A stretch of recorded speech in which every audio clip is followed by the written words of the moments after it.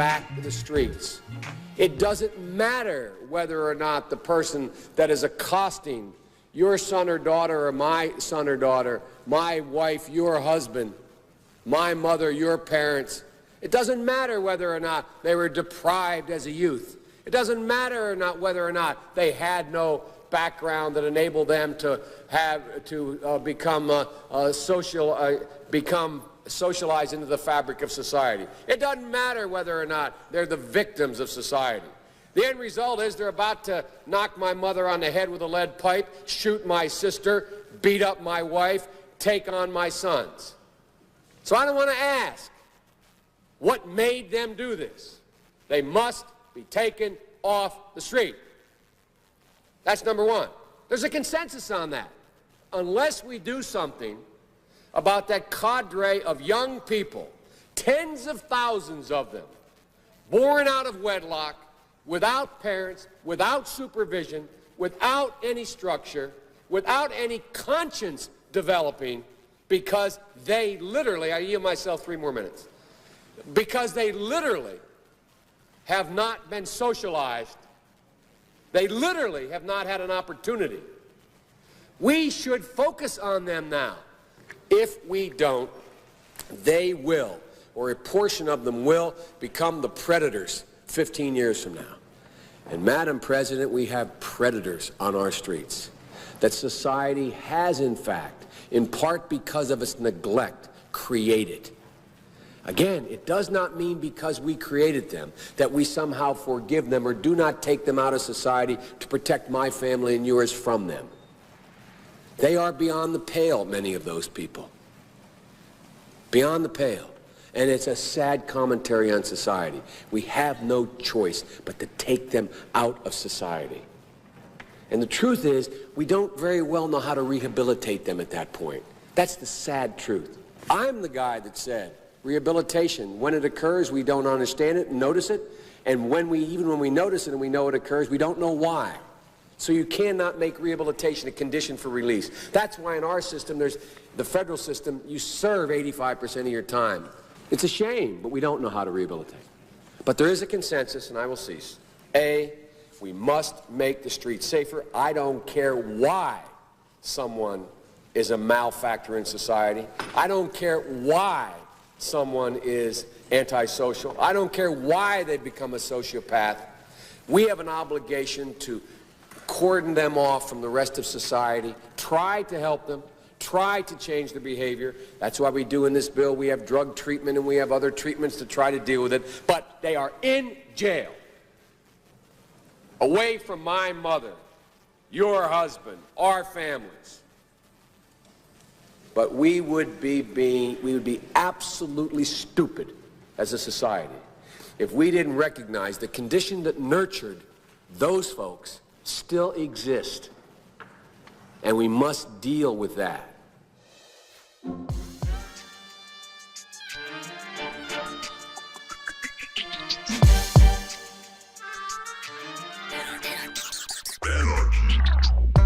Welcome to the Michael Brooks Show. I'm Michael Brooks. We're broadcasting live from downtown Brooklyn, USA, where left is best, as it is everywhere else, with super producer Matt Leck.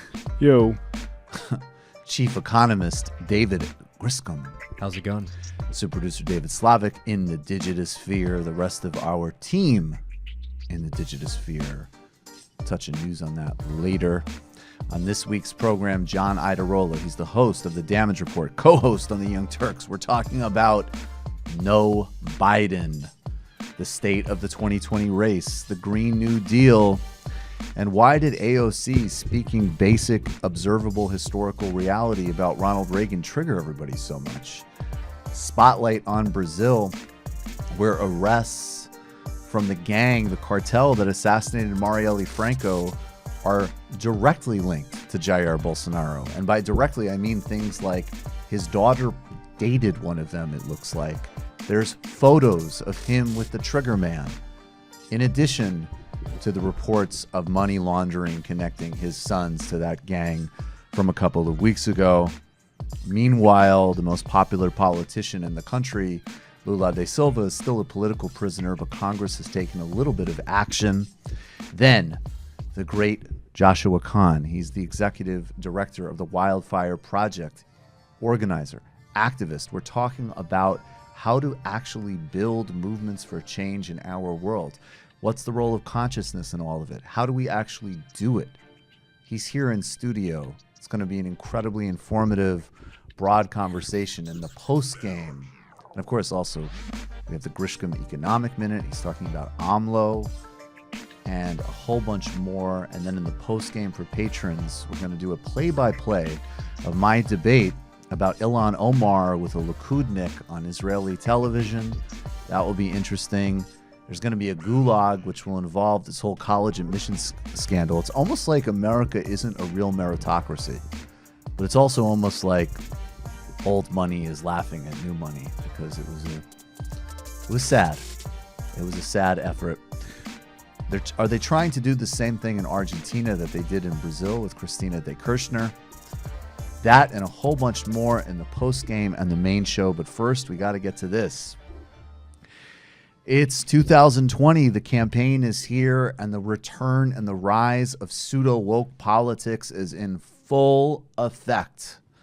And I want to table a couple of things before we broaden the conversation. I want to just note first, I personally support reparations.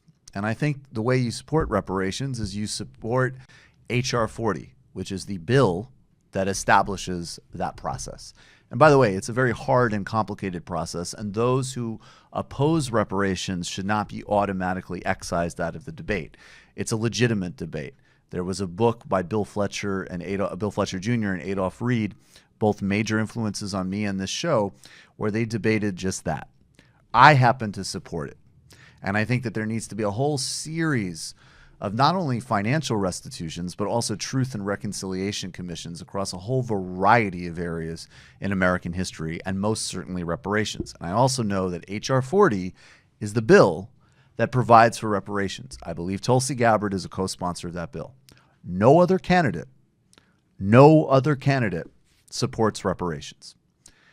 Can Bernie Sanders' question and answers improve on this issue? Absolutely. Can he go to a point where he supports reparations? Well, I hope he does, and I'll advocate for that. He may not. And the dialectic here is balancing that legitimate critique and legitimate argument by people like my friend Benjamin Dixon, who just did a very smart video about this on his show. I haven't been able to finish all of it, but I would recommend people watch that. It's a valid, grounded, and important critique of Bernie Sanders from a supporter who has a valid critique. At the same time, I am not going to for a second allow for the kind of bullshit, disingenuous, performative politics to be marshaled to undermine Bernie Sanders and also any type of broader radical social democratic project. And I'm certainly not going to allow it from Julian Castro, who has one of the worst records in United States politics. His record as head of HUD was a wealth-eliminating, racial gap-expanding nightmare, which caused progressive groups to organize in anticipation of Hillary Clinton potentially picking him as VP. Here he is taking a dishonest shot at Bernie Sanders on CNN, a shot that the Sanders campaign is going to need to figure out how to close the opening on, no doubt, but nonetheless, a profoundly disingenuous bullshit one. So what do you mean? Do you think that there should be actual monetary payments to descendants of slaves? Do you support more like what Senator Sanders is talking about, policies such as child care and education that help those who are disadvantaged? Well, you know, what I said was that that I've long believed that this country should address slavery, the original sin of slavery, including by looking at reparations. And if I'm president, then I'm going to appoint a commission or task force to determine the best way to do that. There's a tremendous amount of disagreement on how we would do that. But let me just say something about Senator Sanders' response there, because he was also asked this question in 2016. Mm-hmm. What he said on The View, I think, the other day was that he didn't think the best way to address this was for the United States to write a check. To my mind, that may or may not be the best way to address it. However, it's interesting to me that when it comes to Medicare for all, health care, the response there has been, we need to write a big check. That when it comes to tuition-free or debt-free college, the answer has been, we need to write a big check. And so if the issue is compensating the descendants of slaves, I don't think that the argument about writing a big check ought to be the argument that you make if you're making an argument that a big check needs to be written for a whole bunch of other stuff. So Julian Castro, the only reason he should be talked about in this campaign is anything other than an asterisk, is the fact that through this bullshit, disingenuous argument, he is undermining both reparations and the vital universal programs we need. Because, by the way, Medicare for all and free college is not, quote unquote, writing a check. That is the most AM talk radio way of discussing social investment and universal programs I've ever heard. And that includes hearing a lot of terrible talking points from Republicans and right-wing Democrats. Those are creating new programs and redistributing resources in a systemic and sustained way. That's not a check. In fact, reparations would almost certainly involve direct cash transfers, and that is a different thing. So what he's doing there is undermining both efforts in a cynical, craven, pathetic display. And he's so cynical that he's using reparations that he supports. I mean, he's literally retracting his support even as he mouths support for it at the same time. And he's doing it as really a way to make a cheap shot at Bernie Sanders and undermine the vital efforts of things like Medicare for all, free college, a Green New Deal, and all of the other crises that we must address. There is no dichotomy, and this goes toward the bullshit attacks from Julian Castro, and it goes for those who support Bernie Sanders. There's no dichotomy between democratic socialism and addressing and making right materially, psychologically, and culturally America's history and ongoing reality. Because here's the difference. You cannot make an argument that the policies supported for Bernie are bad for people of color. You can make an argument absolutely against his position on reparations, but you cannot make an argument that his broader plan is bad for any type of community that is historically abused in America's various hierarchies of domination and abuse. And in fact, again, I will not make the false equivalency that people like Julian Castro, but also to some degree Kamala Harris and Elizabeth Warren have made, and President Obama made when he rejected reparations. Universal programs are different than reparations. They're distinct fights, 100%. And those on the left who say that we'll cover reparations with those universal programs, that's a false argument. But those are the exact arguments that are being marshaled by center-right candidates who don't support serious universal programs and are lying about their positions on reparations. The full cynical deployment to the max. And we also know in reality that, in fact, yes, if you implemented Bernie's program, it would, among other things, be a massive transfer of wealth across the board, including racially because of historical concentration of wealth and power in this country. Again, I am not going to embrace the pseudo-woke and lie and say that that's reparations. It's not. But it is vital, essential policy, and it is a distinct track from reparations. Now, and it's important that we don't fall into the trap of allowing these things to be in opposition to each other.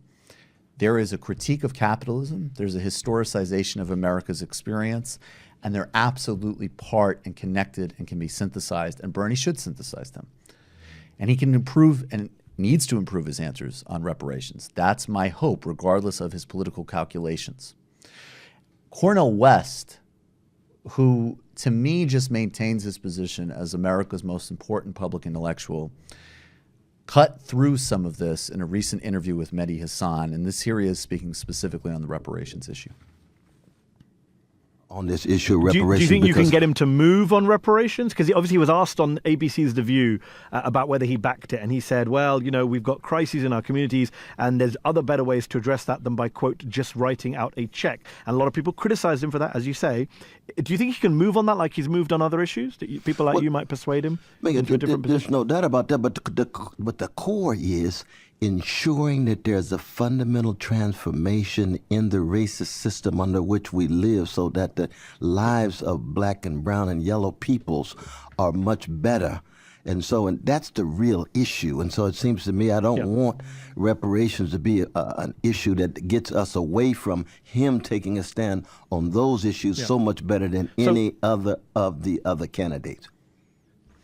Now, obviously, not only is reparations, which is far more complicated because it's a serious issue that's raised by people of good faith and then deployed by a bunch of cynics like Julian Castro and others, but there's also the old white man line that the pseudo-woke punditocracy marshals against Bernie. And this is, in fact, if you want to be blunt about it, actually hugely anti-Semitic, frankly. And I'm not one to go to that lane. But let's be real. This is a person whose father fled Poland when he was only 17 years old, who had close family members die in the Holocaust, and whose life trajectory and praxis, in the proper use of that word, is antithetical to what that terminology connotes. We're going to play briefly this Bernie Sanders ad to underline that, some of this. We launched this campaign for president. You deserve to know where I came from, because family history obviously heavily influences the values that we develop as adults. I was born literally a few miles away from here on East 26th Street in Kings Highway. My family and I lived in a 3.5-room rent-controlled apartment. My father was a paint salesman who worked hard his entire life but never made much money. My mother raised my brother and me. I learned a great deal about immigration as a child because my father came from Poland at the age of 17 without a nickel in his pocket, without knowing one word of English. He came to the United States to escape the crushing poverty that existed in his community and to escape widespread anti-Semitism. And it was a good thing that he came to this country, because virtually his entire family was wiped out by Hitler and Nazi barbarism. I am not going to tell you that I grew up in a home of desperate poverty. That would not be true. But what I will tell you is that coming from a lower middle-class family, I will never forget about how money, or really lack of money, was always a point of stress in our family.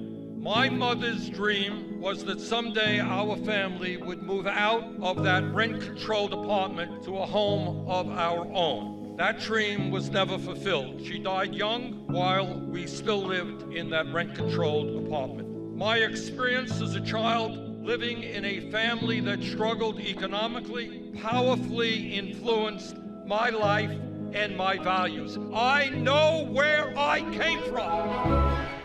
Instead of engaging with this history, the pseudo-woke looks to catch him missing new phrases and buzzwords. Much of the woke language is an attempt to differentiate an in-crowd versus an out-crowd, not by their actions or by beliefs, but by their knowledge of certain buzzwords and terms. And politicians can learn these buzzwords and terms and use it to mask their histories of abuse and regressive policies and to do a faux, fake progressive move. It's a tactic, not a principle. There's a big difference between knowing what you were supposed to say and actually having the courage to do what we all must do and working through all of our flaws and imperfections. This is one of the reasons why this is so disgusting and toxic, because it fuses some of the worst and most unfortunate tendencies, even amongst people who actually have the right aims, with some of the most cynical actors and empty suits on the planet, like Julian Castro. Here's Cornel West again on the difference between knowing buzzwords and showing up. What do you say to those liberal critics as someone who has been writing and thinking about race and racism your whole life and yet is a Bernie supporter? Well, one, it's a matter of his heart. He's an anti-racist in his heart.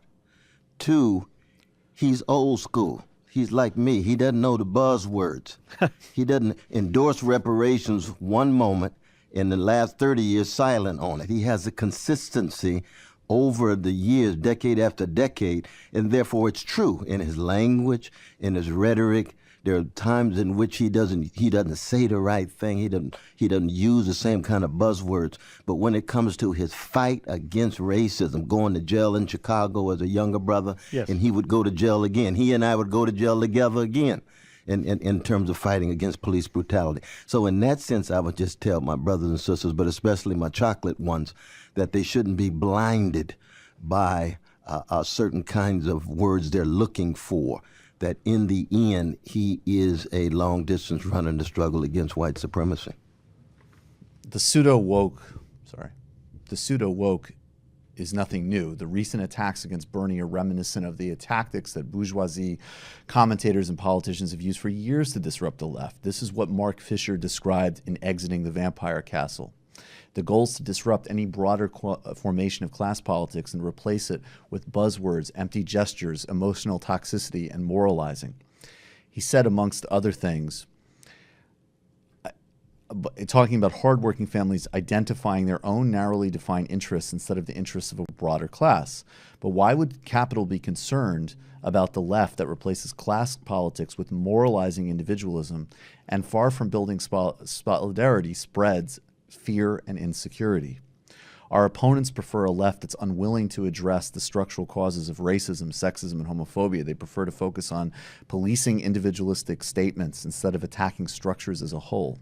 Unlike the good faith people attacking Bernie from the left and the dynamic arguments from reparations for leading lights like Bill Fletcher Jr., the pseudo-woke is committed to nothing but posturing and power, and will use everything in its disposal to undermine radicalism of every single category. We cannot let this chimera derail a mass, diverse, working-class movement that knows its true enemy is not each other, but the 1% in every single form. All right, guys. And please listen to that whole Cornell West interview with Mehdi Hasan. It's just indispensable. We're running a little tight, so I realize we'll just do the pitch, and we're going to do the Brazil stuff after, because we should get to John Iadarola, so not everything is too tight. And so I'll just say, first of all, become a patron.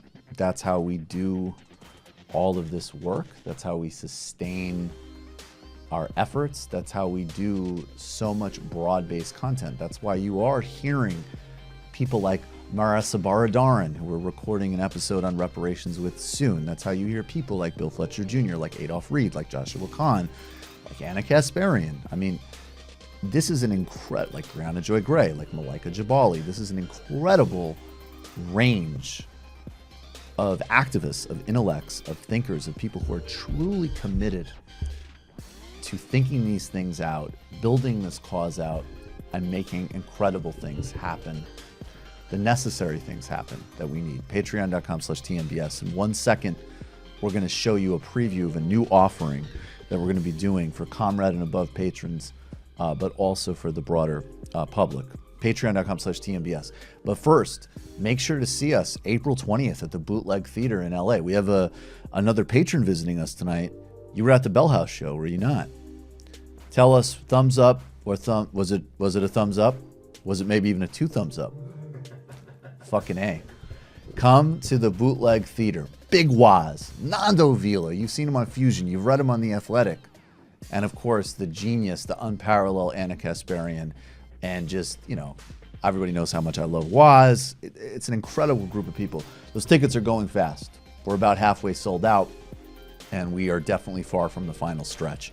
So go to the Bootleg Theater, get your tickets. We'll see you in LA at the Bootleg Theater on April 20th. Now, just 1 second, because I need to double check something. Can you guys banter for a second and turn my mic down for just 1 second? Yep. I'm pretty stoked for LA. I bought my ticket, actually. Can you go to us? Did you really? Well, yeah, I couldn't get my return ticket. I'm not sure when I'm coming back. You're gonna stay out there. I'm gonna be there till Tuesday. I shouldn't stay where I'm staying. Are you ready to come back? Anyways, let's. Before I give away, happens without anyway. any supervision. Downtown? I'm saying you know life I'll exactly. tell you where the party's at. Yeah. After party is the after party. After party is the after party. All right. And I will get this down, but We have a new person working with us, Vic Viana, who's a film editor. He's a really, really talented person. You can look him up. He's worked for some of the most prominent websites. Good tweets. And very good tweets. Follow him on Twitter. And what we're doing is we're going to be doing, I don't know how many of these a month, 2, 3, we'll see. Starting this summer, video versions of Illicit Histories. And what we're going to do is they're going to be released to people at a Comrade and above patron level in addition to their first 2 calls a month. And those are people at the 21 and above patron levels. They'll get these videos first, well ahead of time. Now, ultimately, we want to release as many of these to the broad public as possible. So, you know, it's the sort of perfect patronage because your patronage allows us to do it. You get it first. You can give us suggestions and ideas for topics and be part of the process. But then you're also going to help us disseminate these things and a new way of getting this really vital information out there. I'm increasingly convinced that the history gap is the key gap, at least from an analytics standpoint and an empathy standpoint. This is an ad that Vic put together, and it's going to be slightly edited, and it will be put up on our YouTube channel, and you can share it. But this is coming in the summer. Empires scoured the world, engaged in colonialism and imperialism. Guatemala, Chile, countless other places of Western and U.S.-backed coups. Israel over Palestine is a microcosm of the global north over the global south. So along comes this discredited right-wing old-time religion, Reagan, Thatcher, and the rest of it. And what it does is it kind of reboots the system. Where did Mugabe come from? ZANU and Mugabe had been associated with a sort of Marxist current within the National Liberation Movement. The West is a fictitious concept. It's a way of making the world neat, clean, and orderly in a way that doesn't reflect reality, but does give a wine track version of the types of simple categorizations and efforts at supremacy that we are fighting against every step of the way. A classroom film has illustrated a complex process in simple, understandable terms. The film, as is often true, has proved itself an effective and valuable teaching aid. Coming soon. We're really excited about this, guys. So get up at that Comrade and above level. And we are going to be filming pretty soon. Don't have firm dates yet, but we do have like our first scripts and concepts, and we're really excited about it. We're going to take a brief break, and we're going to come back with John Iadarola, Damage Report, and the Young Turks. Joining us now is John Iadarola. He's host of the Damage Report, co-host on the Young Turks. John, thanks for being here. Hey, how's it going? It's going well. It's great to have you on, man. Welcome Glad to be here. To TMBS. This is your debut.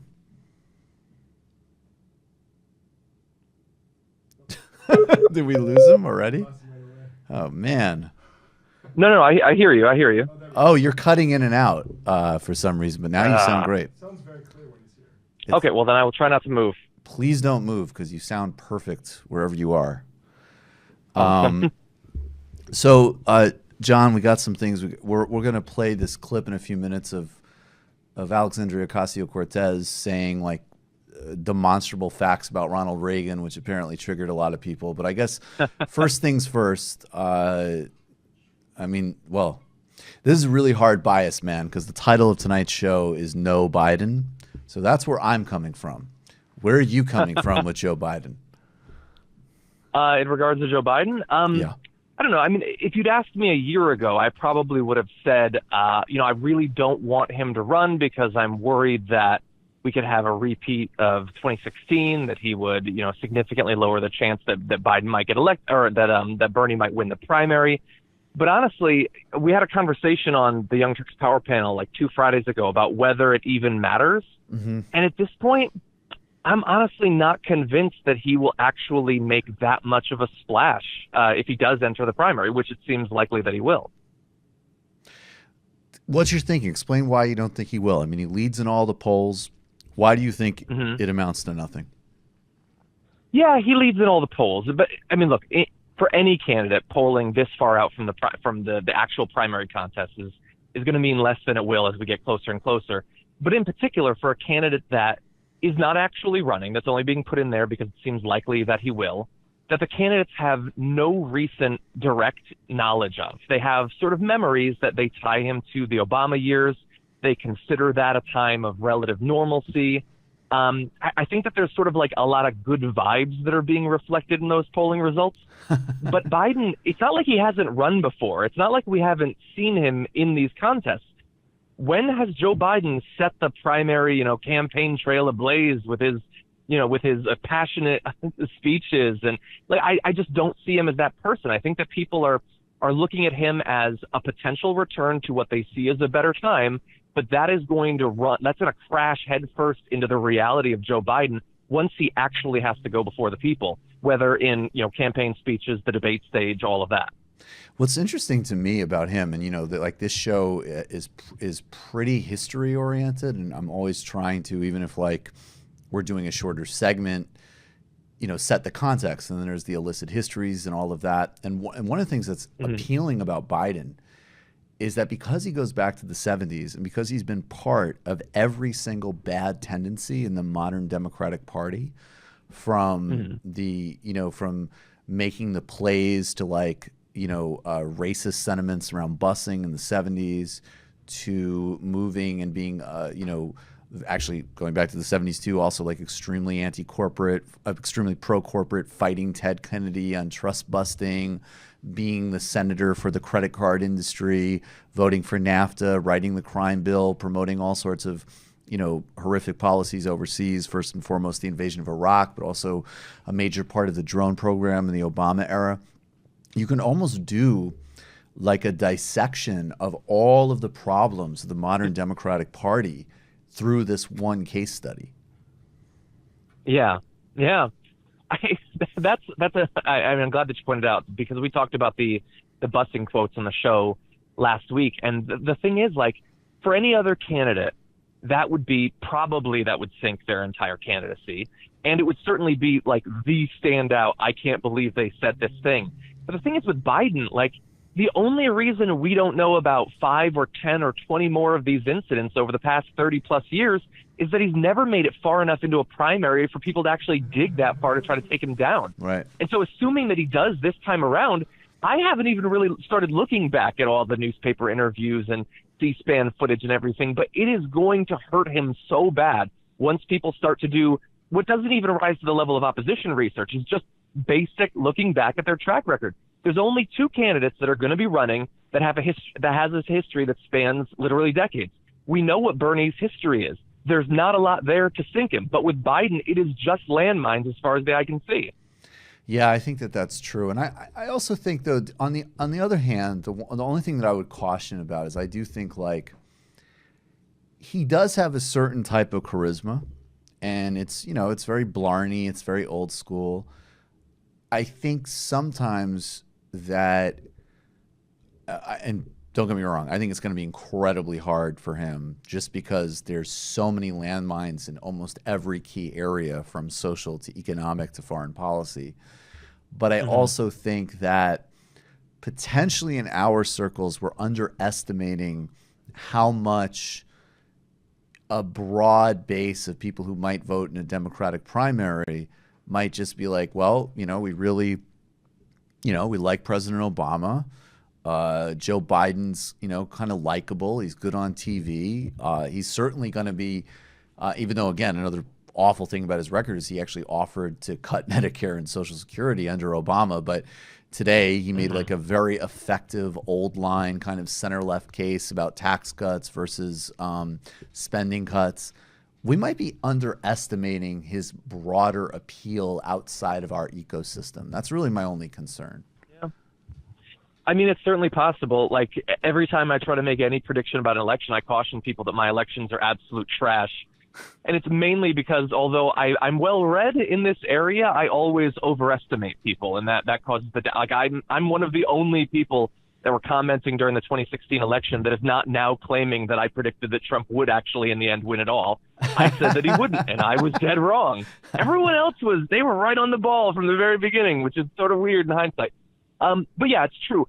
The thing is, though, I would say that even if Biden isn't torpedoed by his past, not just like speeches that he's given, but co-authoring the crime bill, like being like dead wrong. Like he's basically going to be the only person running that voted for the Iraq.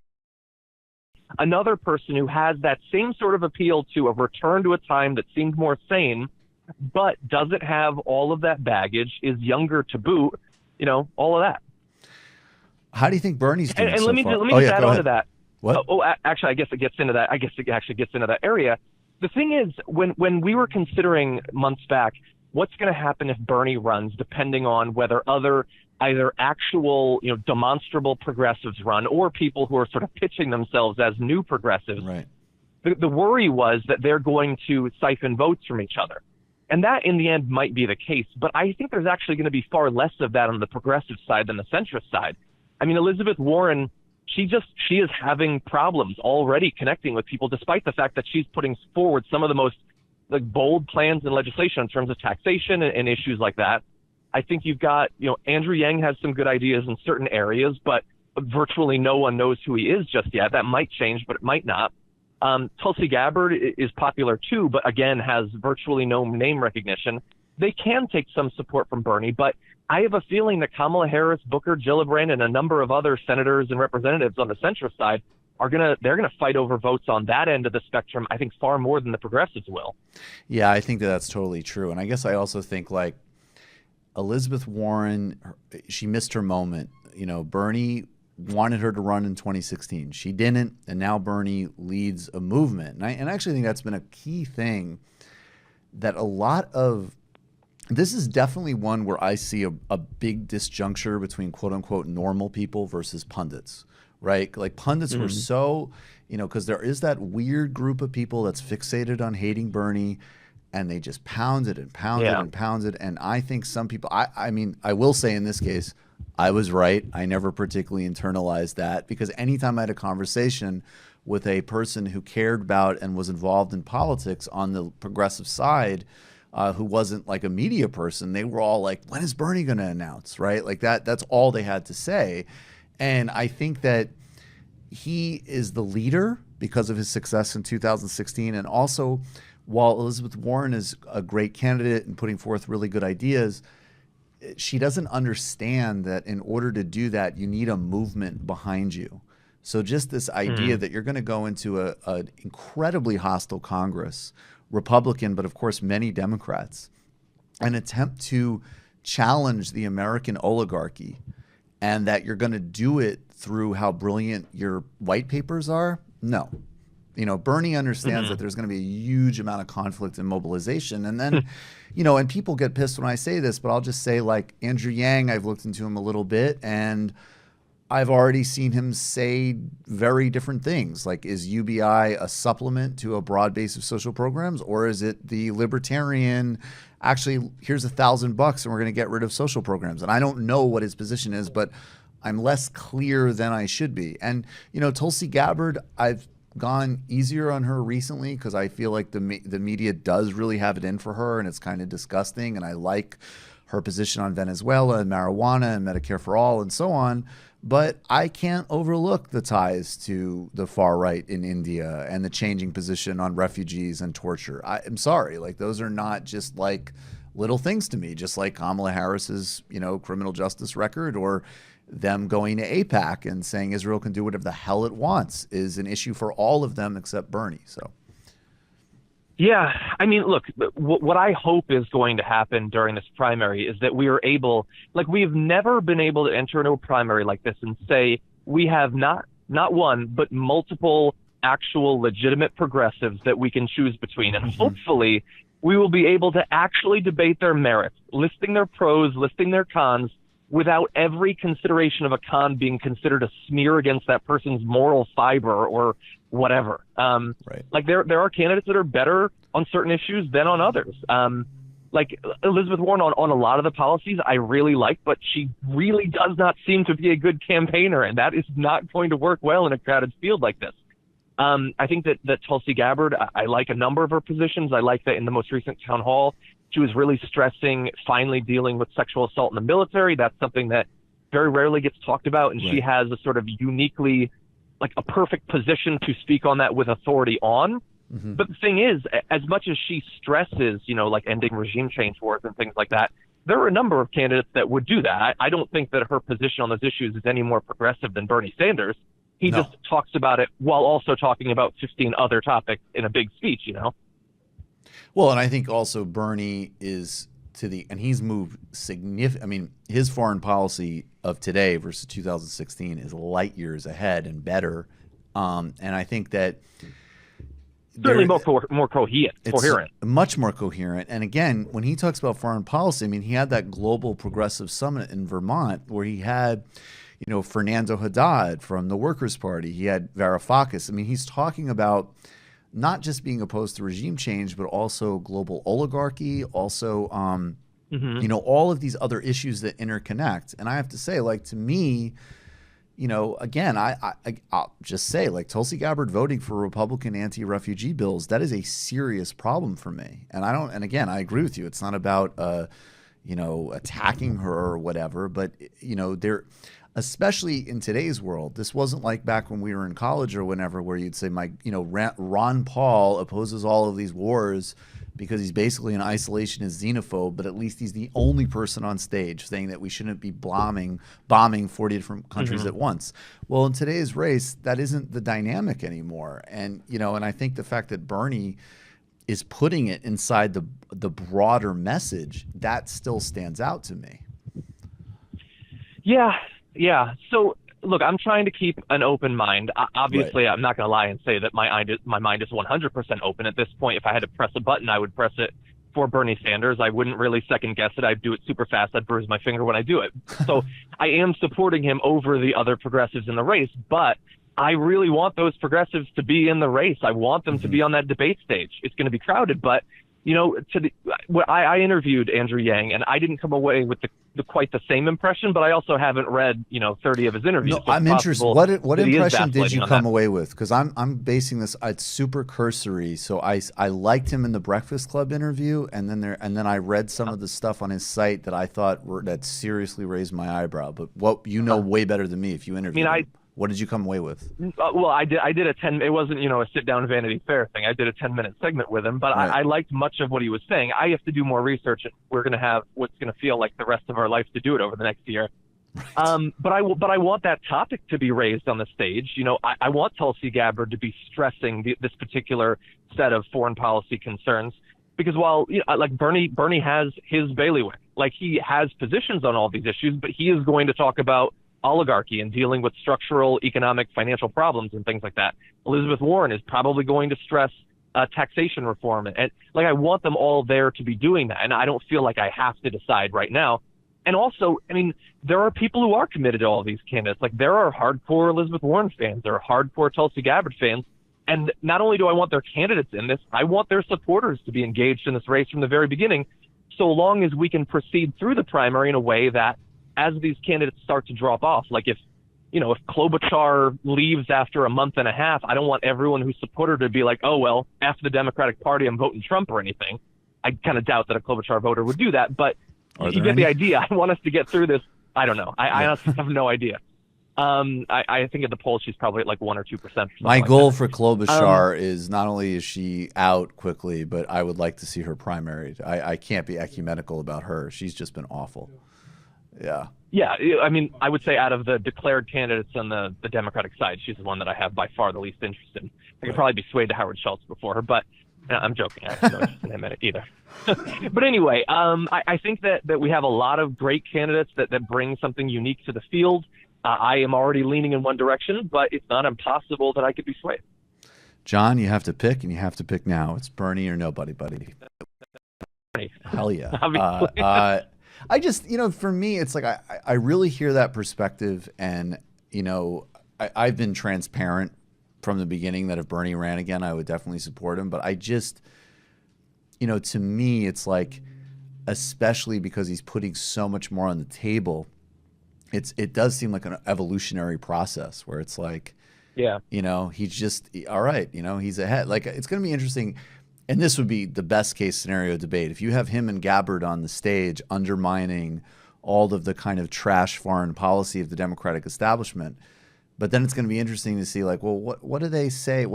He and Gabbard get into a fight about Iran, because Bernie's also been way ahead in terms of preserving Obama's huge accomplishment of the Iran deal, and Gabbard actually was basically a no on that until the very end. So, to me, but even getting into that intricacy is like a major step up in terms of what we're watching on stage, without a doubt. In the last couple of minutes, I want to, on a similar theme, I want to play this clip of AOC at South by Southwest with TMBS regular Brianna Joy Gray interviewing her. And AOC says this thing about Ronald Reagan, which this is like as close to like a 3 + 3 = 6 statement imaginable, but it offended a lot of people. And one perfect example, I think a perfect example of how special interests and the powerful have pitted white working class Americans against brown and black working class Americans in order to just screw over all working class Americans, is Reaganism in the 80s, when he started talking about welfare queens.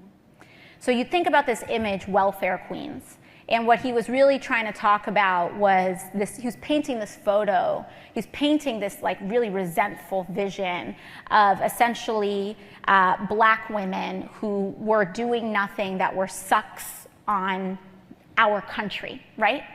And it's this whole tragedy of the commons type of thinking where it's like, because this one specific group of people that you are already kind of subconsciously primed to resent, you give them a different reason that's not explicit racism, but still rooted in a racist caricature.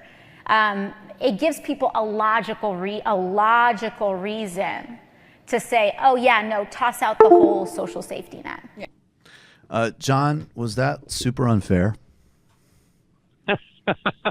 I think it's one of the most obvious things in the world. I guess I can't say that I don't understand the backlash. I get why there was backlash, but it was fundamentally dishonest backlash. She listed a couple of reasons that, look, racism comes in multiple different forms. There's like personal bigotry, there's discrimination, there's structural and institutional racism. Reagan was the embodiment of all of that. It was a big parfait of every flavor of racism, from probably personal views. I'm not a telepath, especially one that can, see the thoughts of a dead man, but probably personal views all the way to continuing, a centuries-long official government policy of institutional racism. It isn't, there's no debate to be had there. I just think that there are some people that are really hoping that she is going to slip up and they're going to be able to take her down, as they probably feel like they've done with Ilhan Omar. They want that moment, and so I would expect a lot more of these sort of fake, artificial blow-ups over relatively uncontroversial comments. Well, let me just say, John, that we all studied under Miss Cleo on this show, so Ronald Reagan says, yes, I was personally racist, John. It wasn't just That's a pretty good Reagan, actually. That's not a bad Reagan. No, it wasn't bad. Yeah. It wasn't like the lifeguard in a movie about the South type of racism, but more a don't come in my home kind of racism. So, yeah, I mean, actually, we've covered that a lot, but in the last minute, can you touch on Ilhan Omar? Because I actually think that that backfired, and they did not achieve what they wanted, and that was actually an extremely strong signal of how we're repositioning these dynamics. I certainly hope so. I mean, the fact that in the end they got, 24 Republicans to vote against it was just delicious. It put, right. I put again some of the focus on Steve King. Louis Gohmert came out looking like a Gomer. You had Jim Jordan, inadvertently being more anti-Semitic in the immediate run-up to the vote. I expect to see more of this. I mean, she has got possibly the biggest target on her back, because there are some Democrats who don't like the way she's rocking the boat. Elected Democrats there. And the entirety of the right finds the very presence of her in elected government to be a personal affront. So, when I say that she has a target, I mean both that she's going to continue to be politically attacked, and I'm very worried for her safety, personally. I think that the fact that... I agree, yeah. It pisses me off to no end that elected Democrats helped the Republicans in attempting to take her down in the way that they did. They finessed it in the end. It ended up better than it could have been, and it made the Republicans look bad. But she was still caught in the crossfire there, and I have no doubt there's a lot of people across the country that have come out of this situation thinking, oh, yeah, no, she's an anti-Semite. No, I agree with you completely, and I said that a couple weeks ago. Like, yeah, you by equivocating on this and by indulging it, elected Democratic leaders were not only portraying a colleague, they're actually enhancing. You know, again, I don't want to spell it out because I just don't even want to put it out there. But we all know the environment of incitement in this country. We all know the increase in hate crimes. Yeah. And their participation in that was, you know, it was immoral. It was disgusting. It was gutless. And yeah, you're right. They finessed it at the end, but there was no room for playing that game. And it was disgusting and pathetic of every single Democrat that did. There's no doubt about that. Yeah, and I dread next month when we have to go through the same thing again, probably. Hey, well, we'll have you on again, John, and we'll talk about it. We would be happy to come back on. Yeah. By the way, Ilhan Omar shouldn't be in Congress. All right, I'm indulging myself now. John Iadarola is the host of The Damage Report. He's the co-host of the Young Turks. He's a brilliant guy.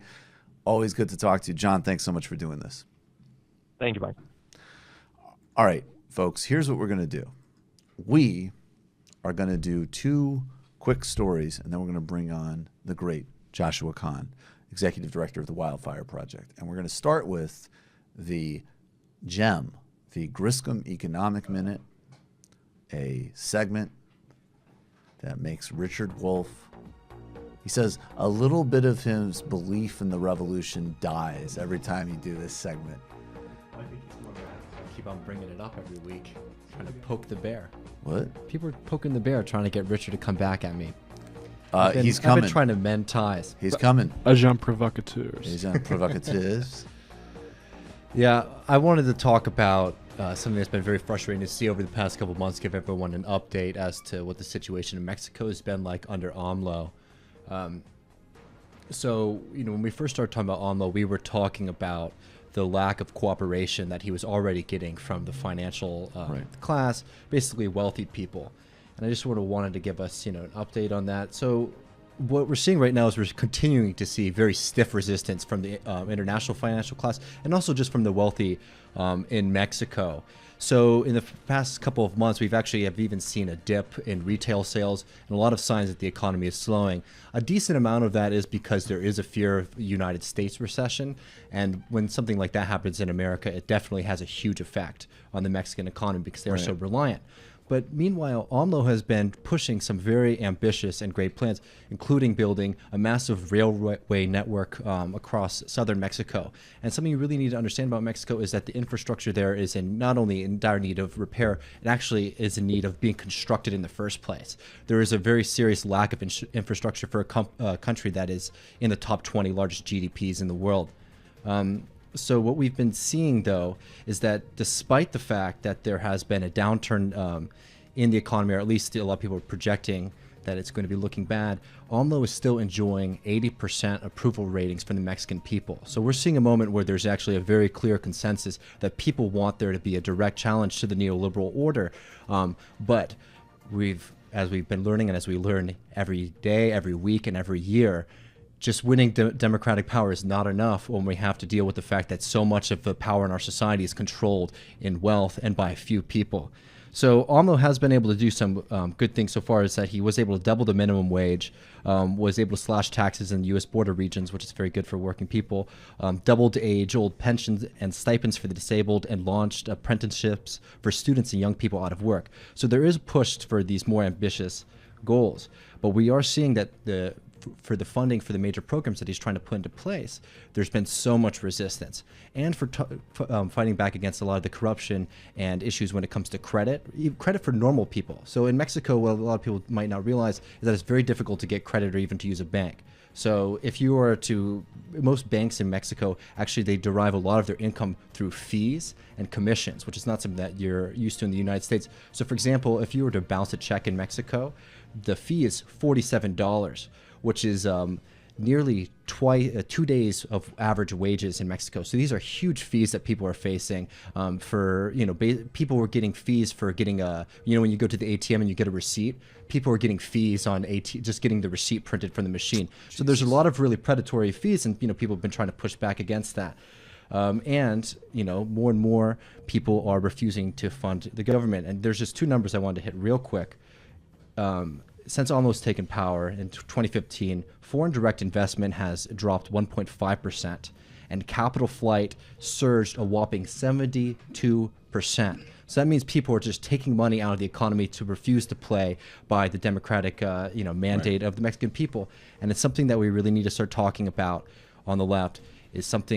Is capital controls. And that's something we're going to need to talk about in Mexico. That's something we have to talk about the United Kingdom, and potentially even in the United States. Because when we have so much of the power of a society held in people's bank accounts and their holdings, and that they're able to move it around into foreign bank accounts, pull it all offshore, you face a very difficult situation when you're trying to implement the necessary programs that we need to rise people out of poverty.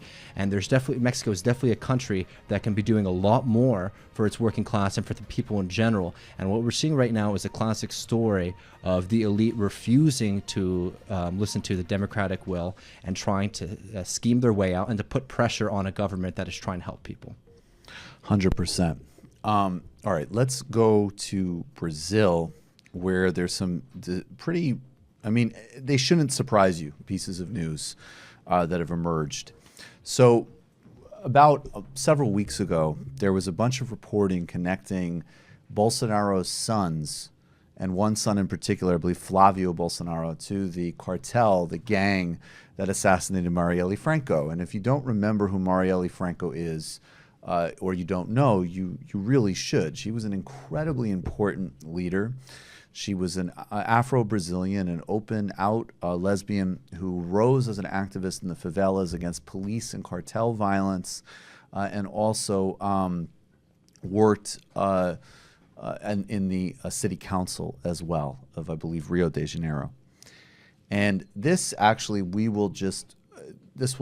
something of a shout out, I guess. We'll play this video here. There's going to be demonstrations. You can watch this video of, I believe they have a date. What is the date? March 14th in New York City and Washington, D.C. I believe there's a link in the YouTube show notes already if you want to check that out. So she was assassinated almost a year ago. And it was clear from the beginning that it was either members of the police or members of cartels connected to the police. And as I said, several weeks ago, there was stories about money laundering that connected members of the Bolsonaro family to the gang that was thought to have assassinated Marielle. And now police have made some arrests in the case. And those arrests include a neighbor of Jair Bolsonaro. I'm going to quote now from Brazil Wire. Suspect Rani Lessa, a former military policeman, lived in a luxury condo within yards of the president's home. At 4 a.m. in the morning, March 12th, the Rio de Janeiro civil police raided the house and arrested two suspects in the killing of Socialist Councilwoman Marielle Franco and her driver, Anderson Gomes. Both men, Rani Lessa and Elcio Vieira de Queiroz, are former military police officers who are living in economic conditions that suggest that they make a lot more money than the average police salary of $1,000 a month. Before his arrest, Lessa was living in a condominium complex in the wealthy beachside neighborhood of Barra de Chica. This alone would raise suspicion, but he was also living in the same condominium complex as President Jair Bolsonaro. This is a photo we have on screen now of Bolsonaro posing in a photo, and the man that the arrow is pointing to is the suspected gunman in the hit on Marielle and her driver. So let's just be really, and also there's another story that is also credibly reported. I mean, this is fast moving, but it's a real Brazilian paper that put this out, that Bolsonaro's daughter was dating the driver for the hit. So you now have a money laundering trail that looks like it connects the Bolsonaro family to the gang that assassinated Marielle. You have the public fact that when this assassination happened, Jair Bolsonaro was the only candidate that did not say anything in sympathy. In fact, a member of his party, and I believe also his son, was seen tearing apart, shredding one of her campaign posters after her murder. So in the last several months, and again, this is a U.S.-backed, Wall Street-backed, agri-company-backed candidate. The Wall Street Journal endorsed this guy. And he ran on a campaign of destroying indigenous people, which helps global capital because of the resources in the Amazon. He ran on a campaign of suppressing the LGBTQ community viciously. And now the corruption allegations around him put even the actual disclosures of the Lava Jato thing, like not the Lula conviction, which had no evidence, but like actual things that were found, look like nothing compared to this. Speaking of which, and this was actually the big news of the weekend from Brazil, but we will get to the letter in a second, but this I barely even have time for because of the Marielle news. The Lava Jato team, which was under the direction of Sergio Moro. Sergio Moro, of course, now is the justice minister in this mafia. I mean, this is more connections than like to the Gambino family. This makes us like Donald Trump stories to the Russian and Italian mafia pale in comparison to this.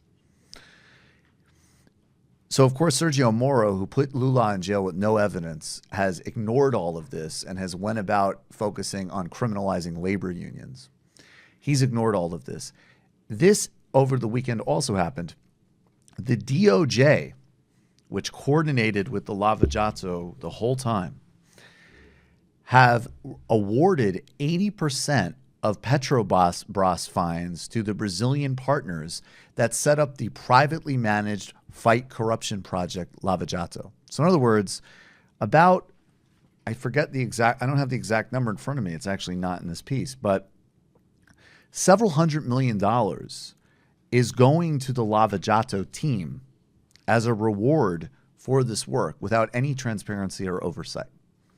Again, Bolsonaro, this is the team that helped set up a mechanism by which Dilma Rousseff was removed from office in a judicial coup, and again, has made Lula da Silva the most prominent political prisoner in the world. They're still adding sentences to his prison sentence with, again, still literally no material evidence. Meanwhile, we have actual banking records on Bolsonaro's son, and Sergio Moro ignores it. That's this grotesque, corrupted process. Last week, a group of about 30 Congress people led by Congresswoman Susan Weil and Ro Khanna released a letter that focused primarily on the Bolsonaro regime's assault on indigenous LGBTQ and labor rights. And this is a really important letter. This letter was signed by, among others, Rahul Gravalva, Ilhan Omar, Alan Lowenthal, Brian Higgins, Adriano Espaillat. AOC is on there. AOC is on there. But also people like Charlie Crist, who's a former Republican governor of Florida, who's now a Democrat. So they got some pretty moderate to center-right figures on this. I'm going to read the second graph because, again, you cannot separate the political imprisonment of Lula, and you cannot separate generic anti-corruption politics, which is the engine of global fascism. The same tactics were used. Drain the swamp, Donald Trump. The anti-corruption campaign that helped lead to the rise of Modi in India. Berlusconi rose in Italy on anti-corruption campaigns. If you don't have an anti-corruption campaign that deals with capitalism itself, it's almost certainly a fraud. And it's been used to criminalize a social democratic party that did great good for Brazil and imprison one of the most impressive modern politicians of our lives, which people need to keep pushing hard on. So I'm just going to read the second graph, which frankly should be a lot more unequivocal and tougher, but is important. This was picked up by some of the largest newspapers in Brazil. And the powers that be in Brazil absolutely took note of this. And I'll also say that our audience in this show played a very real role in this letter happening, which is having an impact in Brazil. Brazil must be particularly vigilant in protecting its institutions and ensuring the separation of powers in its country. Even before Bolsonaro took office, the regressive trends pushing against Brazil's democracy were clear. It should concern all of us committed to Brazilian democracy that Bolsonaro was elected after former President Luiz Inácio Lula da Silva, widely acknowledged to be the most popular political leader in Brazil, was barred from running in controversial circumstances that put at risk the right of the people of Brazil to freely choose their president. Of course, it should say, with zero evidence, he is a political prisoner and should and needs to be freed immediately. But please thank all of the Congress people and give them a lot of shine, particularly Congresswoman Susan Wild, who's a good labor-oriented congresswoman from Pennsylvania, for writing this, but also Ro Khanna and every single other person in this letter. There's going to be a UN process on Lula. There needs to be another letter specifically on Lula, and there needs to be another letter specifically on Marielle Franco and the investigation and how that relates to this whole fascist nexus, this whole gangster thugocracy in Brazil. We're going to take a brief break, and we'll be right back with Joshua Kahn. Brooks Show. Joining us now in studio is Crew and the executive director of the Wildfire Project, Joshua Kahn. Joshua, thanks for being here, man. Yeah, I love this show so much. I'm just so grateful to be here every time. I'm honored. Yeah. I'm honored. We've been working together for a little while, and we've done stuff that has been for the patrons on what does radical climate action look like in today's world, as an example, or how do you actually build a campaign. But will you start by, telling us your story, how you got to be where you are, who you are? I know that's a big one. Yeah. That what? Is this close enough? All right. Okay, yeah, just make sure you keep in range of it. There you go. Yeah, I guess I'll start. I grew up in Connecticut, right? About an hour from here, about an hour from the studio.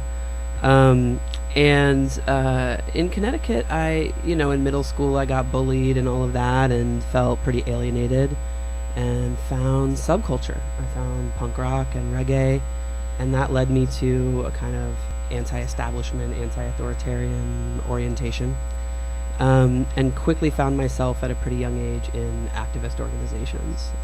And that was the political milieu that was kind of the global justice movement. So I was like reading Chomsky and all of that, but I really began to learn my politics just by doing the work. And so when I was about 14, I joined a group called Anti-Racist Action, and we were focused on just confronting Nazis, basically, in the streets. And in Connecticut, there was actually a lot of neo-Nazi organizing in the mid and late 90s. And we saw ourselves, it was kind of like fringe subcultural left fighting the fringe subcultural right in a way. But actually, okay, I'll give an example of how that politicized me. In the late 90s, the leading white supremacist in the country, his name was Matthew Hale. He was the leader of a group called the World Church of the Creator, which was the biggest neo-Nazi organization in the country at the time. So tempted to make a joke about Matt's family, but I won't. Sorry. Yes. Is that? That's it's one of my theme. Well, it's totally inaccurate. It's just complete slander. That Matt's from Dakota. Any generalization about the Midwest can find its way. Exactly. Yeah, totally. I mean, they weren't even trying to not be a cult. It's like the cultiest name you can imagine. And so anyway, that dude was speaking at a public library in Wallingford, Connecticut, and Wallingford was known as, or at least we called it, the Ku Klux Klan capital of the North. And so we talked about how I don't even know if this is true, but that they forced kids to go to school on Martin Luther King Day. It was like very institutionally, explicitly old school racist in Wallingford. And so we went to go protest, and our message was clear. We were like, yeah, we believe in free speech. You have a right to be here, and we have a right to say that we don't want you in our community too. And we got there, and there was just this phalanx of riot cops, totally outsized for the event. And anytime someone who looked like a neo-Nazi skinhead tried to come into the public library, they would kind of open the floodgates and let them in through the drawbridge. And anytime someone looked like a dirty punk rocker, which we very much looked like, they would keep us out from the public library that we had a right to be at also. And in that moment, we were just raging at the cops, and the fact that we saw these riot police, that wasn't a surprise to us. We had these anarcho politics. And my politics at that time, I didn't know how to draw distinctions. So it was the riot cops were the same as the Democrats, were the same as the Republicans, were the same as mom and dad. Yeah. I mean, I actually love my parents very much. I didn't rebel against them, but you know what I mean. And so it took me a minute to realize, like, whoa, like half these cops are black. And they don't want to be here. And I started talking to them and asked them what it was like to be protecting people who would kill them in a dark alley if they had the chance. Right. And that, at my like ripe age of 14, put me on a path of thinking systemically. I was like, oh, my issue isn't with the cops for like their individual, because I just like hated cops individually. Right. But that it was an David institution. hates cops individually, so you should listen, David. A little maturation here, Griscom. Yeah, I grew up. And so anyway, I started to see, okay, there's an institution that's designed to protect property and protect the status quo. And in this town, that's a really extreme status quo. And it turned out those cops were actually bussed in from outside the community. Jesus Christ. And so I began to build a level of discernment in my politics, and which I continued to refine just by figuring out how to campaign. So I was in high school, and also in high school, I started a Gay-Straight Alliance, and it might sound kind of tame in these days, but it was like real confrontational. Dude, I remember in the 90s, like even in the late 90s, and I mean, look, I grew up in Western Massachusetts. Mm-hmm. This is well ahead of the national curve on gay rights specifically, and yeah, but absolutely things like the Gay-Straight Alliance could lead to fights and. People shocked. getting screamed. I mean, no, you're right to point that out. It might sound like the most, put that on your Instagram profile thing today, but that was highly conflictual. Yeah. Definitely. Yeah. And so we had we tried to start the club. We checked all the boxes of the requirements to start a student organization, and they wouldn't let us form. And I almost got suspended for putting up flyers. And the principal called me in and was like, well, we can't let you do this because it's so offensive. And she was like, she was like, we wouldn't let a KKK club put up flyers either, because that's also offensive. So you get it, right? The Gay-Straight Alliance to the Klan? Yeah, equally offensive. And so, we had a choice at that moment of just like being pissed off at the principal and trying to go after her, right? Mm-hmm. But we were able to build a strategic orientation to thinking about power, and we're like, what's really going on here? Is the issue that the principal is a homophobe, or is it something else? And it was that the community was, right. And we made an assessment that it was actually the PTA, that all these mothers in this Connecticut suburb who were terrified of their kids going to school and having gay stuff there, right. and that they were putting pressure on the principal. Right. And so we were like, cool, follow the pressure. And so we did a campaign shaming the PTA and circulated notes from their meetings and did stuff in the newspaper. That's awesome. And they freaked out and were exposed and backed off. And then suddenly the principal didn't care. Right. And so right. it was an experience of learning about target setting, of figuring out, you don't win campaigns by just raging at the most obvious target, but figuring out where's your leverage and what are the secondary targets you can go for that allow you to get what you want, and being clear about what you want. What we wanted was to have a safe space for us to meet, not to just be righteously enraged at the principal, right. Which we could have gone that way. So anyway, I should jump past high school because we have a lot of other stuff to talk about. But so by the time I got to college, it was the Iraq War in 2003. We did all of so I got politicized in the anti-war movement, which didn't feel like a movement at first. And we shut down our campus and joined with other students, and that led me to form an organization that was kind of short-lived. It was around for about 4 years, called the New SDS. It was modeled after the old Students for Democratic Society. We could do a whole illicit history on that. There's tons of lessons about it.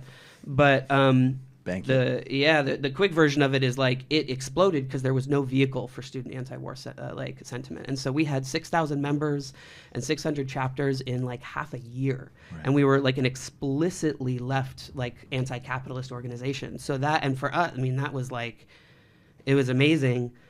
It crumbled under its own weight because we didn't have clear goals or vision, and we got stuck on process, and that would be part of the illicit history that we Right. do. So there's movement building lessons there. But so then I've spent the last 14 years of my life in climate justice, and that's looked like a lot of things. I've been beaten up on the banks for a long time for their funding of pipeline infrastructure and mountaintop removal coal mining.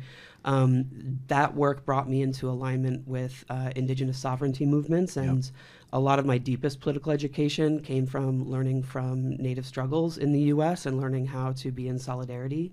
And that is what broadened kind of my cosmology of how I see the world and see human rights, racial and economic justice, and the environment as intrinsically interconnected. That brought me on a pathway of nonviolent direct action and being a direct action trainer for the last 13 years with a group called the Ruckus Society and being a facilitator of coalitions. It brought me to the United Nations Framework Convention on Climate Change, which connected me to this like moment that we called the youth climate movement, where it was we were just all over the world, and I got to learn from activists in the global south and in a variety of places. And I'll wrap up with the activist bio by, I guess, two more things. One is that one of the biggest campaigns that I was a lead organizer and coordinator for was the Keystone XL campaign. And in that campaign, there's tons of lessons, but one that comes to mind right now is picking strategies that somehow feel at least a little bit to scale commensurate with the crisis. Right. And the organizing logic, there's like a Saul Alinsky kind of style of organizing logic that is about a ladder of engagement. So it's like the way you organize people is by first, having an event and getting them to come to the event, and then maybe they'll sign up on your list, and then once they're on your list, they'll get your emails, and then maybe they'll come be a participant in the meeting, and then maybe you can get them to facilitate a meeting, and then maybe they'll come to an action, and you kind of ramp it up from there. And we had a different philosophy for that campaign that was like, we need to make exponential jumps and strong asks of people. And that the reason why people aren't getting engaged in climate change is that if you're told, the terrible thing about Al Gore's Inconvenient Truth movie was it was like, the world's ending, so recycle, take shorter showers, and change your light bulbs. Right. And it's obvious that isn't going to do it, right? And so with the Keystone campaign, it started off not as a campaign, but as a sort of flashpoint action. We did 12 days of civil disobedience at the White House and had people kind of relentlessly getting arrested at the White House. And part of the success of that action was it was a doorway for people. Almost all of those people had never taken action before in their lives. And so their first action was to risk arrest. And it brought them, and that's powerful though. That's kind of like deep into the pool sort of stuff. Yeah, and it was, we were hedging our bets that people were waiting for an opportunity that felt meaningful.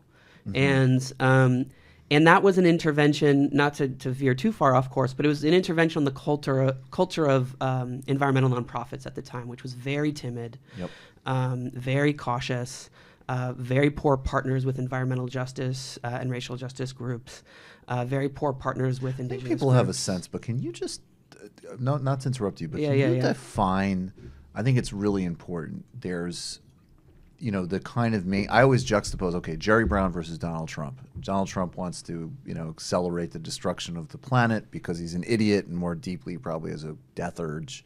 And if I have to die, when shouldn't everybody else? And then Jerry Brown has some really good policy ideas, and he kind of gets the scale of the crisis, and there's no justice in that plan. There's fracking in poor communities. There's no sense of how this connects with inequality, how this connects with race. So can you define like environmental justice specifically as outside of that kind of traditional sort of tepid environmentalism or whatever you want to call it? Yeah. There's a lot of ways to define it. I mean, it's a movement that came out of the 80s, primarily from people of color who were looking at the human impacts of environment. So like, for example, people who live near refineries and have high rates of asthma, people whose water is poisoned, as well as indigenous communities where, most of our electricity comes from extraction on native reservations, where there's uranium mining and where there's coal mining. And so it's based on the concept of in this context, a word called like frontline people. So people who are dealing first and worst with the impacts of environmental degradation, which are poor people and people of color in this country, and then globally in the global South, and certainly indigenous people. And so the movement first emerged about working on those issues. And within the social movement landscape, it was really seen actually as a branch of racial justice more than it was as a branch of the environmental movement. There was like a huge divide. Over time, it's come to, there's the concept climate justice, which is sort of extending that into seeing this globally scaled problem. It's based in a bunch of principles, and a lot of those principles come from indigenous sovereignty movements. A lot of those principles come from, environmental movements in the global South are always led by poor people. They're not this like middle class kind of we're trying to save owls thing. And so it's a lot influenced greatly by there's like a stream into the movement from those politics. And it's also based on the idea that the people who are hit first and worst by the problem both have greater insight on what the problem is because they're experiencing it directly, and also have real solutions because they live lives that are outside of the normative way of being. So that was the movement I was schooled in, but it was multi-sectoral, and I always had an approach and an orientation from that of getting beyond the issue silos and supporting movements for liberation in an integrated way. And I guess I'll just wrap up the bio prologue. That led me to be a facilitator. I have an organization called the Wildfire Project now. We can talk about it. But it led me, I want to be like honest and maybe a little vulnerable, is like I had a wall. And, I'd experienced the typical burnout that people experience all the time. That's not what I'm talking about. I had been sprinting for, over like 15 years, leading from my head. I was like super analytical, like always about strategy. And I really like lost myself as an artist. I lost access to like my body's wisdom and my heart's wisdom and my spirit's wisdom, which all of these movements are actually talking about. And I had been spending years like hanging out with climate scientists in their silent despair, or like with Native friends who have like I have a friend who has like 16 family members who've died of rare cancers that only exist on their reservation because of oil extraction. Like the level of despair that I was feeling, primarily because the environmental movement like didn't have a shit together and wasn't picking strategies that had any marker that had about the reality of the crisis. They were not to scale our strategies. And so I was like navigating that, and I had lost myself in like, as an activist or organizer, I was like defining myself based not on like who I am, but on what I do.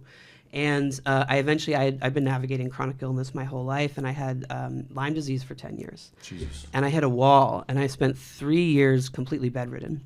Jesus. And I couldn't do anything. And I was experiencing dementia. I didn't think I would ever get better again. I forgot what it felt like to be able to do anything. And that was medicine for me, man. It was like I had lost spirit in all of that. And I had an experience where like Western medicine had completely failed me.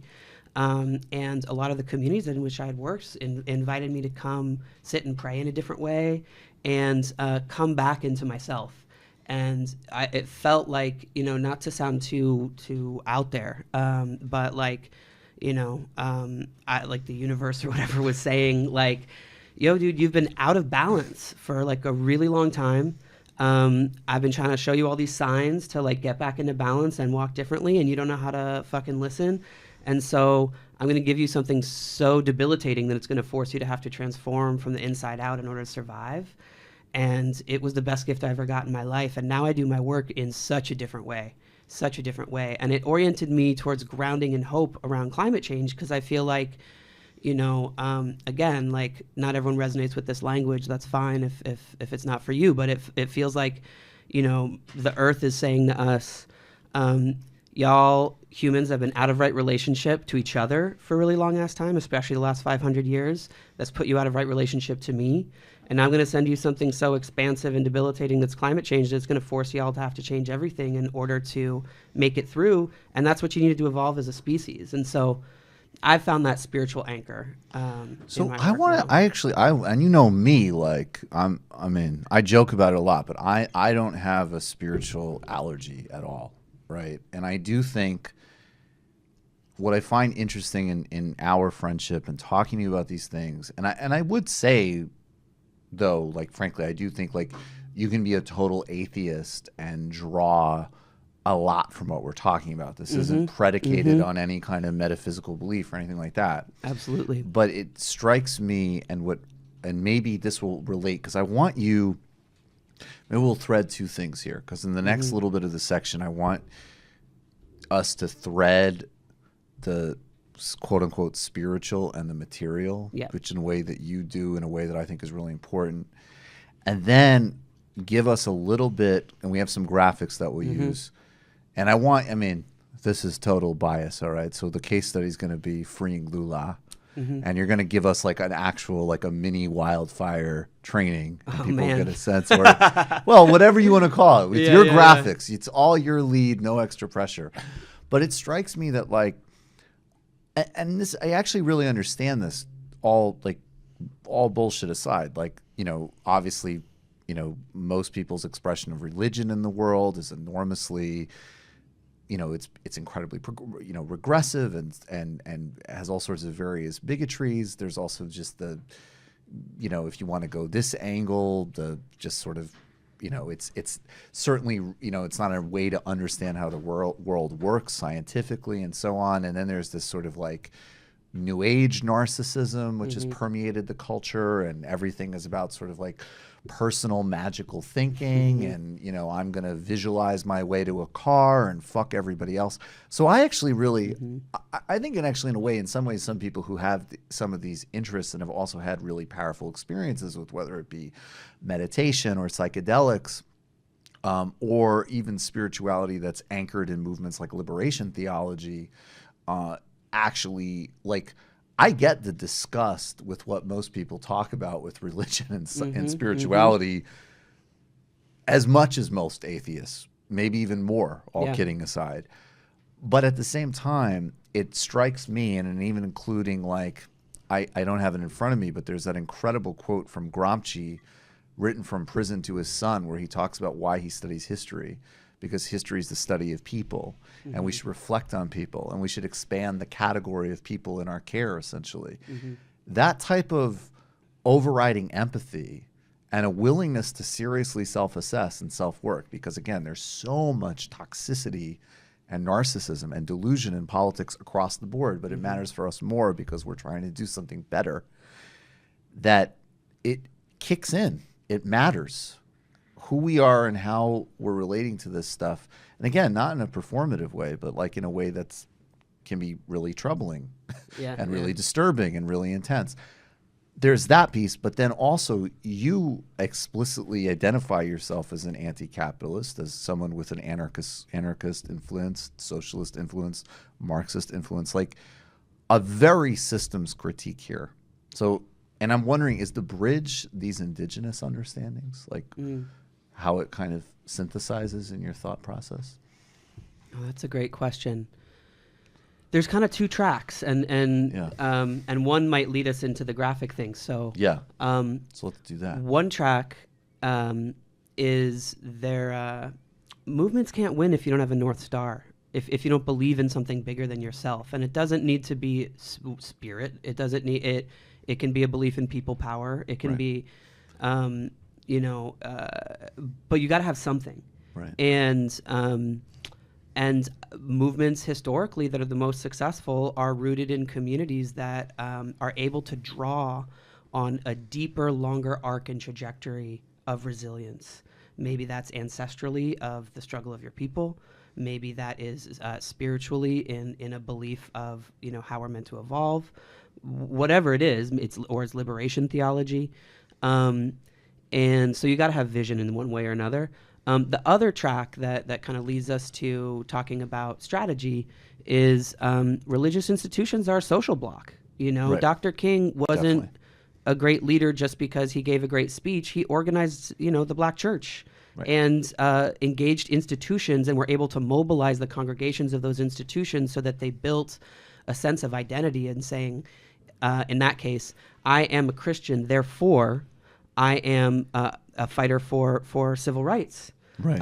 And there's an institutional base, and if you learn and if you can learn to see society not in the way that we're taught as a bunch of individuals, but as overlapping social blocks and institutions that are both physical, like unions or universities, or social, like punk rock, you know. Right. But seeing groups of people that overlap and thinking as an organizer, how can I engage these and then move them to action based on their values? And, you know, there's lots of trash. I mean, religion has done tremendous violence to people on the planet, obviously. Right. And if we get focused on just critiquing that, we miss out on a lot of personal insights about how you can stay in the struggle for long enough, which requires things like sitting with contradiction and multiple active truths, and one contradiction is like surrender sometimes in order to be able to find your agency. Stuff like that is really hard to do if you only have ideology. Right. You know? Absolutely. Yeah. It doesn't have that deeper substance that you can draw on, that deeper sort of ability. Yeah, and I think that's another major thing is like writing out contradictions, dealing with multiple truths, not getting lost in righteousness and posturing, because that's both strategically necessary and it's also necessary for building like an actual healthy emotional culture, because That's theoretically, if we're Yeah. trying to generate a prototype of what we want the world to look like, I mean, I certainly don't want the world to look like left-wing Twitter, right? That's that's a fucking catastrophe. So what are we actually, you know, and that is as far as I understand, that's actually an anarchist idea that really influenced me. We have to prototype here what we want. Yeah. Right? We can't like override it in the service of a future. It has to be connected. Exactly. And when we learn how to take care of each other, because like making change is so hard in this society. It's real. Like one of the reasons why I shared the story of like the wall that I hit was to just emphasize like when you're in it, it's exhausting and depleting. And if you don't find a way to be in balance, you're going to be done. And that's been one of the plagues that's been a barrier to the left winning in the United States is movements come and go really quickly because they don't know how to be sustainable. And I think a lot of the movements that I see now coming up are really grappling with that question, not for some abstract sake of like new agey self-care, but because that is a self-limiting barrier to actually winning. Right. And even the kind of the self-care thing is a function of that, because to me that's still like the negation of that more sort of deeper vulnerability and difficulty, right? And again, it's great. Everybody should, like, you should exercise, you should eat well, you should do whatever. That's not the problem. That's great. This isn't like a hair shirt thing. But even that posture of like, oh, well, I'm going to self-care. Well, okay, but we've been self-caring for too long. That's kind of like the problem. We need to figure out right? Can we bring up some of these graphics, Matt? I'd like to use, and do you mind, can you indulge me and have this free Lula frame, or it could be any other frame that works better? It would be hard. Yeah, let's try something that works better, and then the only I'll talk about. It's fine. Why. Use whatever works. Whatever works. The only reason why is I don't know the actors, you know, and so part of what this tool is like mapping the terrain. Oh, awesome. Okay, so give me. But you do know the terrain, so yeah. No, but that's fine. Go ahead. Totally. You take command, because this is. I love this. This is the first time we've had a serious graphic on this show. That isn't some wanky pull thing. I love it. So this is a tool that we use when we train activists, and it's called the Spectrum of Allies. It's actually called a lot of things. This has been for many decades used in Can you describe it visually for somebody who's listening versus watching? I will. Thank you. Okay. It's been used at like the Highlander Center that like Dr. King and Rosa Parks studied at. It's been used I learned it from the Ruckus Society. And basically, if you're listening in, it looks like half a pizza pie, basically, where there's like 5 slices. So if you like draw a circle and draw a line in half, if you're listening, it might even be useful to just like draw it on a page of paper if you want.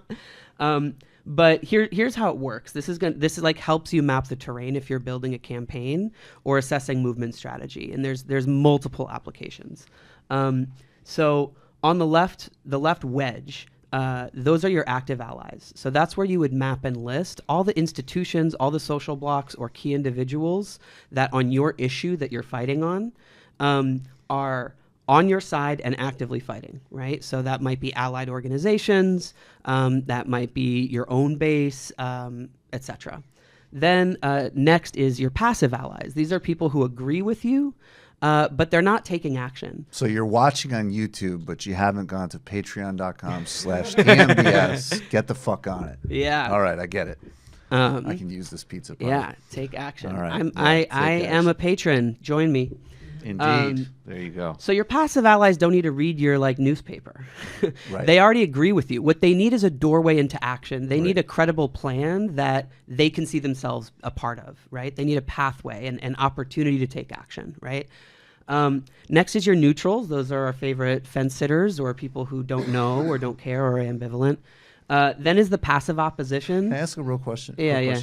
How relevant is it to distinguish inside the neutrals between a don't care versus a don't know or like genuinely conflicted? Because it seems to me those are three really different things. Yeah. Okay. I'll get to it more. Okay, sure. Yeah. Sorry. But one of the things about the neutrals is that's a category that when you're building a strategy, a lot of your I don't know goes here. And you then identify which neutrals matter to figure out. And so one of the many ways that you use this tool is it lets you know what research to do in order to do a campaign. Got it. Yeah, but let's talk more about that. So then is your passive opposition. These are people who are against you, but they're not actively trying to out-organize you and are mostly just noise, right? And so a lot of activists get really distracted by their passive opposition, not realizing that their passive opposition isn't in an institutional position to stop them, right? And then finally is your active opposition. These are the people who are actively organizing against you, or they are power holders trying to maintain their power and stop you, yeah? And so another mistake activists make is they either hang out in the active allies category and just talk to themselves, right? And don't think about anybody else, or they act like everyone is in the active opposition, which you know, like when I mentioned like the war in Iraq, you know, like when I was marching in the streets with hundreds of thousands of students, we were chanting and screaming as if everyone was George Bush, not realizing that most of the country was actually like shell shocked and in trauma from 9/11 and didn't know what to think and was highly influenceable and believed in weapons of mass destruction. We weren't talking to them at all. We were like just yelling at our active opposition, right? So what this tool helps you do is helps you map a campaign by getting really specific. I hear activists all the time saying like, we can't do this because it would alienate the public, or how do we reach the public? There is no the public. There's only a balance of forces in society that you can actually map, and that by literally putting this on the wall and doing this, you find out what you know and what you don't know, and you figure out who has the power. So I'll give one historical case study, and then we can play with an example and maybe talk about Lula. So before we go to the second graphic, what's the example? So let's talk about SNCC. So the Student Nonviolent Coordinating Committee was the engine of the early civil rights movement in the late 1950s and early 1960s. And in the very early 60s, they were organizing a campaign that was registering black voters in the South. And they were experiencing extreme violence. They were experiencing lynchings. They were getting jailed. They were getting beaten. And they busted out a chart basically like this. And they mapped out, okay, we've exhausted the capacity of our base down here in Mississippi. We can't, there's no more muscle to flex. We're flexing our muscle as much as possible. And when they mapped it out, they said, all right, there's students, university students in the North who are like mad passive allies. Like they agree with us, they're down, they don't need to be like convinced, but they don't have any way to support us. So we're gonna do a campaign called Freedom Summer, where we send buses up to the North and students, mixed race students, black students and white students, although the white ones are mostly Jewish. Yeah. You hear that, guys? You hear that? That's right. Thank you, Joshua. Came down to the South. Yeah. And spent the summer engaging in that struggle. And a lot of those white students, for the first time in their lives, had their eyes opened to the realities of white mob violence, of KKK infiltration of the police, and a lot of them themselves were getting brutalized. And so that was one way that you created this pathway from passive allies to active allies, right? Then what happened was a lot of those students wrote letters home to mom and dad, and a lot of their parents had personal connection to the struggle suddenly, and could experience not just empathy, but also those parents were part of social institutions. They were part of PTAs, they were part of unions, they were part of professional associations, they were part of sewing circles. Right. And many of those were either, neutral or apolitical, and because of the personal connection could get politicized and move from neutral to passive allies. Or some of them were even passive opposition, and it humanized an experience of not thinking like the Black South, like it was, some foreign country or something like that, and brought it home in a different kind of way. And there were shifts from passive opposition to neutral. And so if you go to the next graphic, if you're listening in, you see just a bunch of arrows shifting all of these blocks to the left. And so the lesson here is that in movements often don't win by going directly after the active opposition and beating and overpowering it, but by shifting the support out from under it, by assessing where are the social blocks in society and getting them to move one square to the left.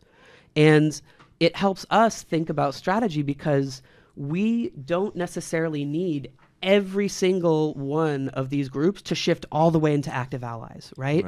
If we can get each of them to shift one to the left, it builds our base, which means we have muscle to flex, which means we can contest for power. And it means the active opposition gets out of the way so that the active opposition doesn't have a resource to draw from and they get isolated. In doing so, you create this cascading waterfall of support, and you don't need to focus on convincing someone far to your right to join your position, and you don't need to get all pissed off if they're not all the way on your side. Right. Because if you get MoveOn.org, like radicals talk about how centrist MoveOn is and how they're not really on our team and they've co-opted blah blah blah whatever. You don't need MoveOn to become like a self-identified revolutionary organization. If you can organize in a way that shifts them one to the left, you then create a different balance of forces in the country, which is what, for example, like this latest cohort of new congresswomen are doing. Right. It helps you think about engaging institutions like the Democratic Party in a strategic way, where you're thinking about how do we shape our terrain so that it's on our side. So do you want to play a game with it, or do you want to talk about Lula? Or, I want to. We could play. No, I mean that's actually great. Maybe we'll do Lula on the post game. But I want to underline it because I think there's maybe some relevance in how this Venezuela thing has been going. Yeah. And I just want to say specifically, you see this process with Chris Murphy. He's a great example because you have this. I mean, first you have probably most people in the country are neutral. There's a fair amount passive opposition. And then there's a fair amount of passive allies because they just don't want more U.S. engagement. They don't want any more troops, frankly, to die for any type of stupid foreign adventure, whatever it may be.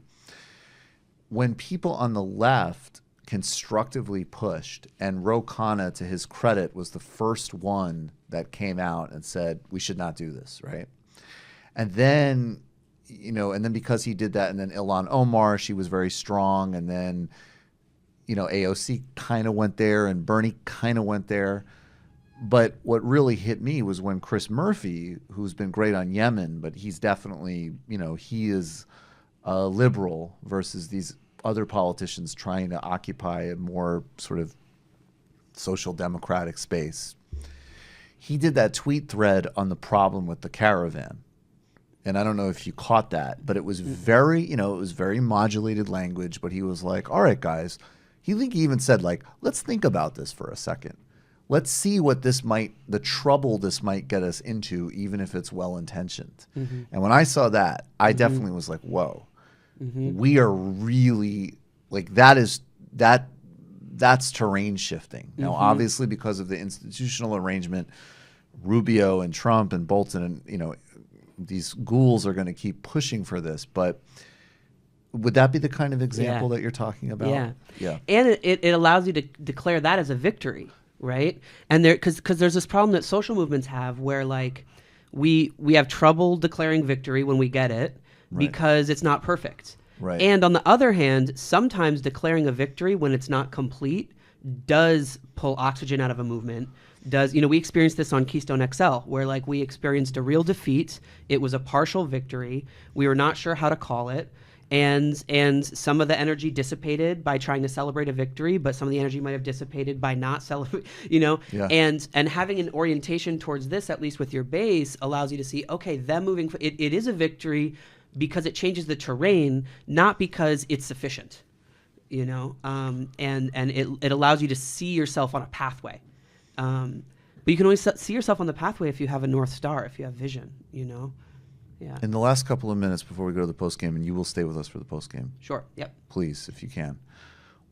How does this relate to the exiting the Vampire Castle stuff and dealing with all of the problems inside the culture of the left? And again, I don't usually some of these things manifest as like Marxist versus identity and all this stuff, and again, I'll sound like, Bill Clinton. I don't buy these false categories. Like, I think it's obviously these are integrated and interdependent process.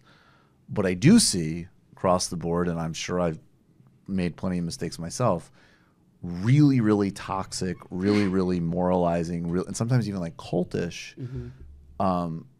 subcultures, which are creating unhealthy internal cultures, and also, I think, even undermining their own processes of people actually being able to have the space to do the work on themselves, to become the kind of people that these movements might want us to be. Because if everything is constantly, a call out and so on, then, well, you just have to, I've got to pretend that I'm perfect. And of course nobody is. So like, how does this relate to the Vampire Castle stuff? What's your kind of perspective on that? Yeah, this gets to the heart of what the Wildfire Project's work is around helping heal movement cultures. I actually don't know the Vampire Castle reference. Oh, I'll send that to you. I'm sorry. It's a Mark Fisher essay called Exiting the Vampire Castle. Unfortunately, he took his life several years ago. But it's it's basically is about the kind of toxicity of online left stuff, basically. But yeah, it's there's one of the things we've talked about before is like, if you don't have an arena where you feel like you can exercise power, you're going to exercise power in whatever way you can, including punching the person next to you in the meeting because you disagree with them a little bit. Right. I liked what you were saying earlier in the show about buzzword signifiers, and to me, part of what we're talking about here, like this is kind of a populist tool in a way, right? Yep. And one of the key things that we're challenged with in social movements is defining the we, like who's the us and who's the them, right? Right. And which is, you had mentioned earlier talking about the role of like consciousness or political education in social movements. And if you define the we, the us, so small that it's only your little subculture, you're going to zoom in on the wrong things and fight each other over the purity of politics and build the circular firing squads of call out culture. If you define the we so big, you have no compass whatsoever. Right. And then you don't protect your own people, and you don't, because again, it's it's not just forget about it, just do whatever. It is a dialectic, like you're saying. Exactly, right, exactly. Right. And politics are about having a material analysis to assess your terrain, because your choices. So, for example, when Beto was running in Texas, I was so excited. Right. Absolutely. Because that would both take obviously a crack at the Republican establishment if he were able to win. It'd also take a crack at the Democratic establishment because he was much more progressive than centrists believe is possible to win in a red state, and it breaks that formula. Right. And so him winning in Texas moves our objectives forward.